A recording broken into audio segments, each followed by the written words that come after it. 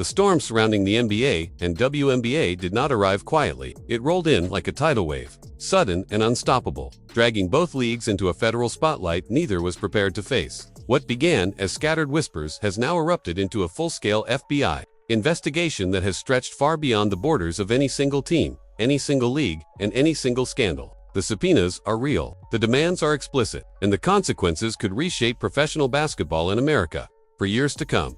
The moment federal investigators stepped into the picture, everything changed. This wasn't a routine check, a compliance inquiry, or a legal audit. The FBI demanded phone records, financial documents, internal communications, and operational data, leaving no corner of the WNBA untouched. What started as a focused investigation into the NBA's gambling scandal quickly expanded, exposing connections and communication trails linking both leagues. For the WNBA, the shock was immediate. The league has long been viewed as the NBA's sister organization, similar in structure, shared in staffing, and intertwined through consulting and operational systems. But once investigators noticed irregular communication patterns bleeding across both leagues, the WNBA became part of the federal radar before its executives even realized what was happening. The escalation was swift. Congressional committees demanded explanations from NBA leadership after early evidence mishandling came to light. The arrests of several NBA figures, including players and coaches tied to illegal information sharing, only intensified the scrutiny. The FBI seized devices from multiple NBA employees, combing through thousands of messages and call logs.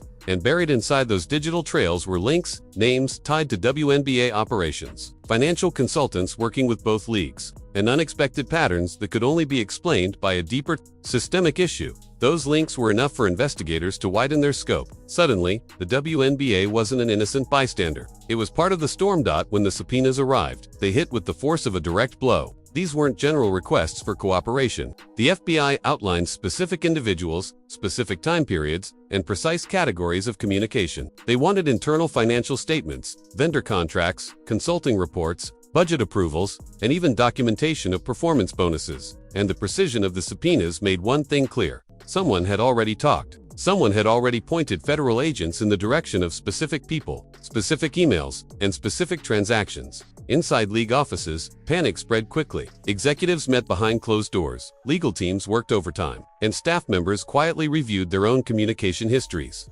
wondering whether their names had been swept into the investigation. Even those who had done nothing wrong felt the weight of the moment. In federal investigations, being connected is often as dangerous as being guilty. The financial side of the probe rattled the league even further. The FBI demanded years of documentation, signaling suspicion of long-term irregularities rather than short-lived mistakes. Investigators flagged consulting fees that seemed unusually high for a league of the WNBA's size. They asked for time-stamped approval chains for bonuses and payments. They requested full transparency on departmental transfers. Even the smallest inconsistencies could become evidence when placed under a federal microscope.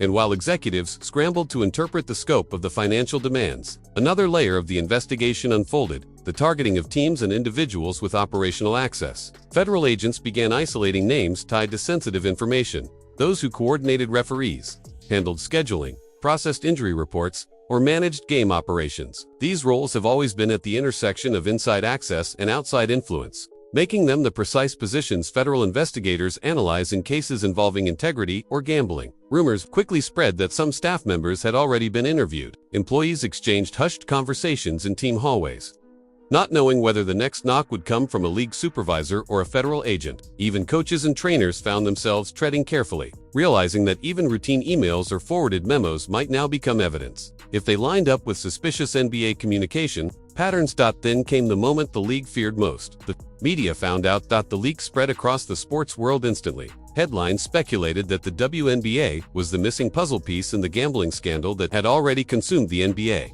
Analysts drew bold conclusions, and commentators treated the subpoenas as a sign of systemic corruption before any details were officially confirmed. Former players weighed in. Critics attacked the league's credibility. Supporters feared the potential fallout, and the WNBA's efforts to maintain silence only fueled further suspicion. Players felt the impact immediately. Locker rooms that once buzzed with pre-game rituals and banter shifted into tense spaces filled with uncertainty. Veterans who had survived coaching changes, league expansions, and contract battles admitted privately that this felt different. This felt heavier. Younger players, entering the league with dreams of sponsorships and star-making performances, suddenly found themselves fielding questions from reporters about a federal probe they barely understood. Some demanded transparency. Others stayed silent out of fear. Many worried that even innocent digital interactions could be dragged into the open. Meanwhile, tensions surged inside the league office. Leadership was divided between protecting the WNBA's public image and adhering to the legal advice urging full transparency. Each option came with risks. Each delay felt dangerous. Owners began demanding answers, terrified that their franchises might be implicated or financially exposed.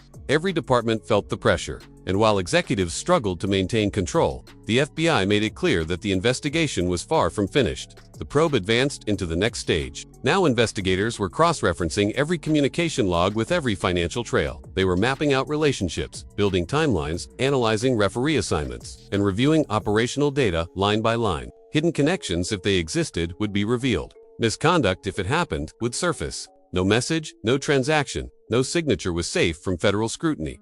The WNBA now stands at a crossroads. The subpoenas forced open a door that cannot be closed. The FBI believes there is more to uncover, and investigators are pushing forward with full force. Some inside the league hope the WNBA is merely caught in the crossfire of a larger NBA scandal. Others fear the truth may be far more complicated. Either way, the next phase of the investigation will determine which path the league takes, recovery or reckoning. And as fans, players, and owners wait for answers, one thing remains undeniable. This probe is only beginning, and the fallout could reshape the future of women's basketball forever.